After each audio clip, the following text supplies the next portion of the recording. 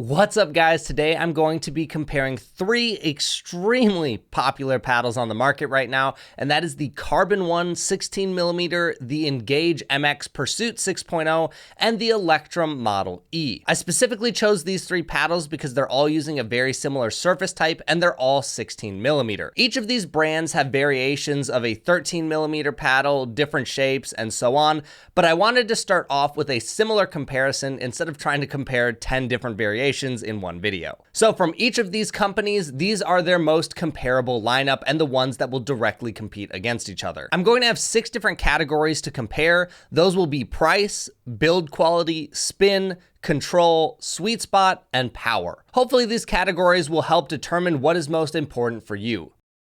So let's start off with the price. The Electrum Model E and the CRBN1 both come in at $179.99, and the Engage Pursuit is $199.99. So the Engage comes in at just $20 higher than the rest. Both the Electrum and the Carbon come with a free paddle cover as well, and the Engage does not. So that is a nice added bonus for the cheaper paddles. These are the current prices from justpaddles.com, and if you guys do enjoy this comparison and plan to pick up one of these paddles, I'll have affiliate links in the description to justpaddles.com, and that gives me a small kickback when you purchase something. This doesn't come at any cost to you, but it does help support the channel and allow me to keep making content just like this. Now moving on, we have the build quality and specs. And now bear with me, we're gonna have a lot of different numbers that we have to talk about with these paddles. One of the notable differences in the specs of these paddles is in the handle. From shortest to longest, we have the Electrum Model E at 5.25 inches, the CRBN1 at 5.5 inches, and finally the Pursuit, which comes in at 5.75 inches. So if you're someone who really likes long handles, specifically for a two-handed backhand, the Engage is the clear winner. Personally, I really love handles that are 5.5 inches and above. 5.25 is about the smallest I'm willing to play with on just about any paddle. For me, I can hit a two-handed backhand on all of these handles, but it's definitely more comfortable the higher you go up. Once you get to the Pursuit and the Carbon, honestly, I don't notice a huge difference, but it is just a tiny bit easier on the Pursuit. Next up, we have the grip sizes. The Pursuit and the Model E are both 4¼ inches around, and the Carbon is the thickest at 4½ inches. The Carbon is noticeably thicker than both of the other paddles. I really like how the handle feels on the Carbon overall though. The length and the thickness feel extremely solid in the hand, but do be warned, if you are someone with smaller hands, then the Carbon is likely going to feel very big to you. Anytime I go from the Carbon to just about any other handle, they all feel tiny in comparison. One of the things that I really like is that Carbon is using an octagon handle while the Model E and the Pursuit are using an oval. While this is purely personal preference, I have not preferred oval handles and I would take an octagon any day of the week. The ovals almost always feel cheaply built in my hand. One final note on the grips, the Carbon and the Pursuit come with pretty standard grips on the handle, but the Electrum is using this ribbed grip and personally, I really dislike it. I put an overgrip on this as soon as I could to get rid of that feeling because there's really just nothing I like about that ribbed grip. But that's going to come down to personal preference and maybe you enjoy it. Now, things that are the same amongst these paddles are that they are all elongated faces, 16mm, and have an extremely gritty face that feel very similar to the touch. As far as I'm aware, Electrum was the first to introduce this gritty surface, then Engage, followed by Carbon. Carbon and Electrum are both using a carbon fiber surface, while the Engage is graphite. If you rub your hand across the faces of these paddles, they all feel very similar, but they are slightly varying in their grittiness.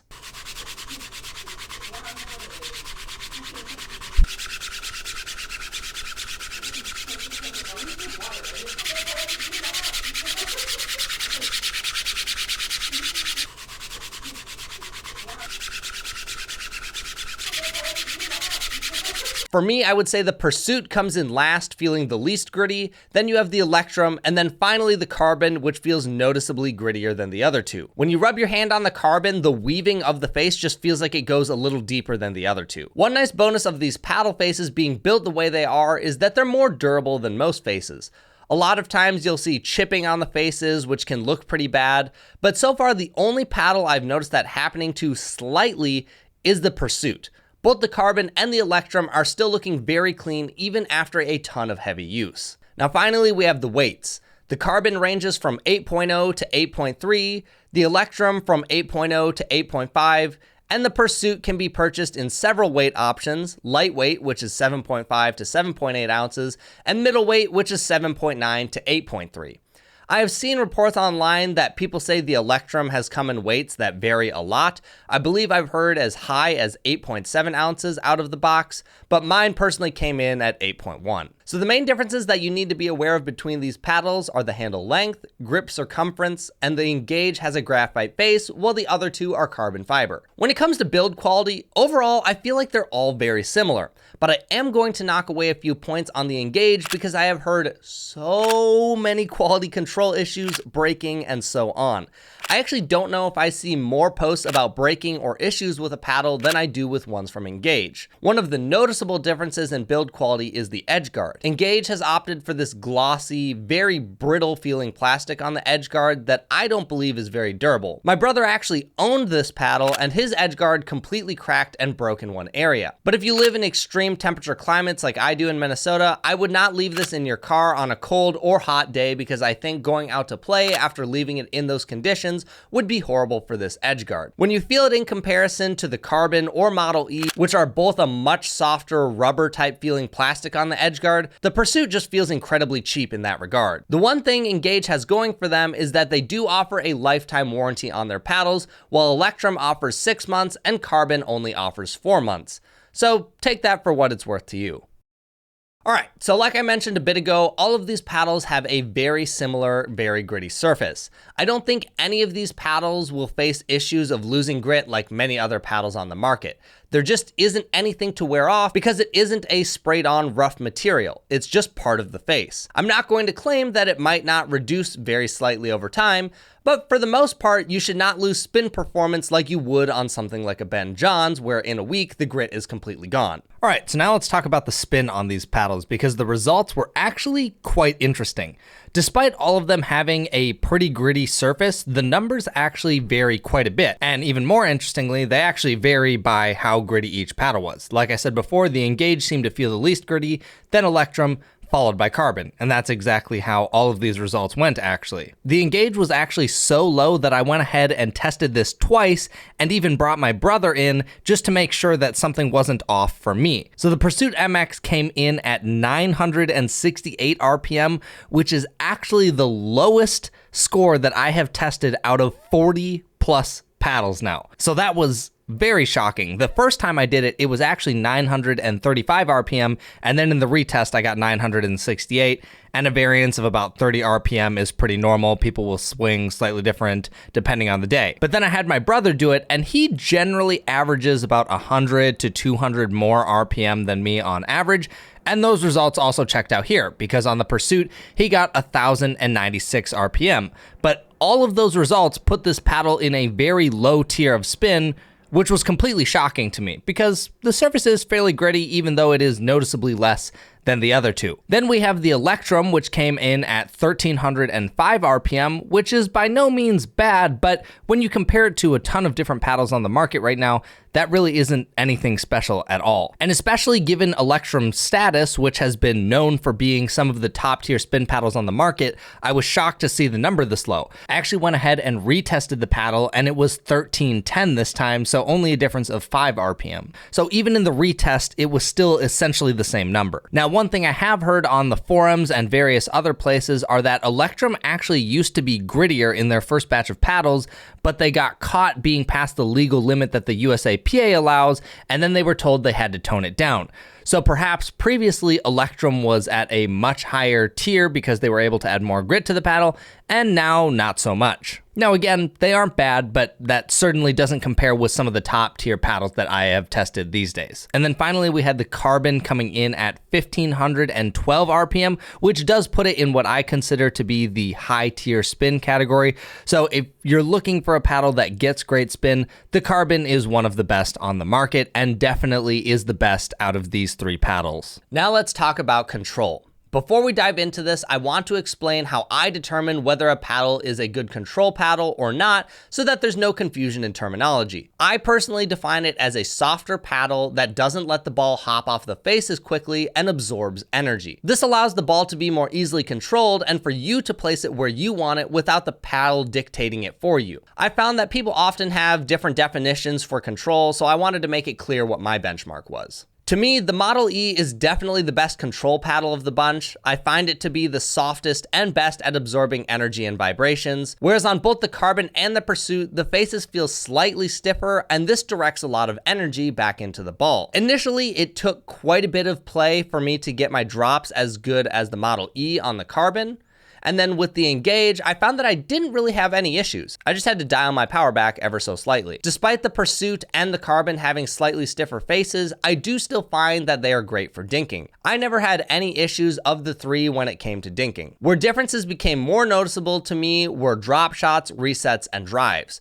The Pursuit and Carbon are noticeably better for drives, while I think the Model E is much better for drop shots and resets. So for control, I would say the Model E is the best by a big margin, followed by the Pursuit and then the Carbon in last. Now, just because the Carbon is last does not mean it's an uncontrollable paddle. It was actually very hard to pick this order because it's quite a close call. But I do think if you try all three of them, you will clearly see that the Model E is the softest. As far as sweet spot goes, the Model E wins again. The Model E has an ever so slightly longer face than the other two, and that seems to contribute quite a bit to the sweet spot. I found that I mishit the ball the least with it, and even when I did, the paddle was pretty forgiving and would allow me to get away with some bad shots here and there. This was then followed by the Pursuit, which I didn't have any particular issues with, but I didn't feel that it was as forgiving as the Model E. Then lastly, we have the Carbon, which did feel like it had a noticeably smaller sweet spot than the Model E. I think if you get this paddle, you definitely want to be someone who can hit that sweet spot more consistently. I found that when I did mishit the ball, the shot was generally not great, and the feedback I got from the paddle was not very nice. When I'm playing great, the Carbon feels awesome, but when I'm just slightly off, I feel like I really struggle to use it. This was both the case in doubles and singles play. When it comes to feedback from the paddle, because the Carbon and the Pursuit feel like they have stiffer faces, I found that vibrations or feedback from the ball were more noticeable. Whereas because the Model E feels significantly softer, I found I didn't get as much feedback from the ball and the vibrations were reduced heavily in comparison to the other two. If you are concerned about tennis elbow, I don't know that any of these will make it noticeably worse or better, but I did feel the Model E had the least vibrations by a lot. Engage says that they have some vibration dampening technology in their paddle, and I'm not going to say that isn't true, but the Model E had noticeably less vibration than that one, and the Model E isn't making any claims about that. Now let's talk about power. This is where the positions flip. I definitely think Carbon has the most power, followed by the Pursuit, and then the Model E. The Carbon and Pursuit are very close together, but the Model E is noticeably lacking in terms of power when compared to the other two. That doesn't mean you can't generate power on the Model E, but if you hit the other two, you will find it much easier to generate that power. So now let's go over my overall thoughts on these paddles.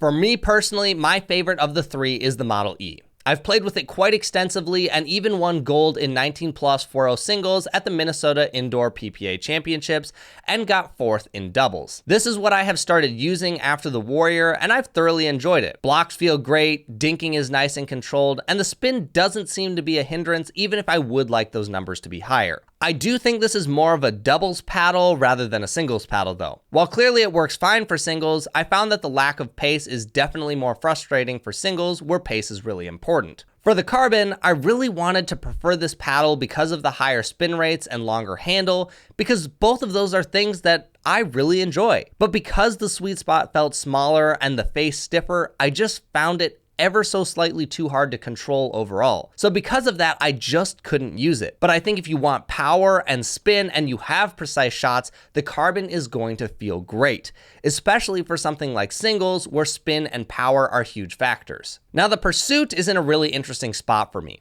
In just about every single thing that I did, it felt like the Pursuit was right between the Model E and the Carbon. It didn't have the most spin, it wasn't the softest, and it wasn't the most powerful. The power is interesting to me as well because generally speaking, graphite faces tend to be harder than carbon fiber, which means the ball is going to come off of it quicker. So I was just a bit surprised that the Carbon felt more powerful. What I will say is that when I played with the Pursuit, I really didn't have any issues. I think to me, it felt like it was a great blend of the other two. I felt like I had just a touch more power on my drives and putaways than the Model E, but I also didn't have some of the control issues that I experienced with the Carbon. So truly, I feel like the Pursuit is a blend of both of these paddles. Now, oddly enough, I quite enjoyed the paddle for doubles, but when it came to singles, I really couldn't use the paddle at all. I'm not sure what it was, but I just couldn't get a grip when using it for singles. With all of that being said, I really do think all three of these paddles are fantastic. Each of them are used by some of the top pros in this sport. Colin Johns uses the Model E, as well as Thomas Wilson. J.W. Johnson has recently been using the CRBN1 16mm, and while it isn't the 6.0, I do believe that Dekel Bar and Jesse Irvin are using the non-6.0 versions of the Pursuit MX. I really enjoyed going through and testing these paddles to see what I thought, and I hope this video has helped educate you guys on the differences between them and helps you narrow down which one might be the best for you. If it's possible, I would highly recommend demoing any of these before you buy them, because everyone's preferences are very unique. Going into this, I was almost certain that the Carbon was going to be the one that I preferred and switched to, but in the end, the Model E was the one for me, even despite having a shorter handle, which I really don't prefer, and the spin numbers being just a little bit lower. If this video did help, make sure to click that like button down below, and if you enjoyed the video, you can subscribe to see more content just like this, and I will catch you guys in the next video.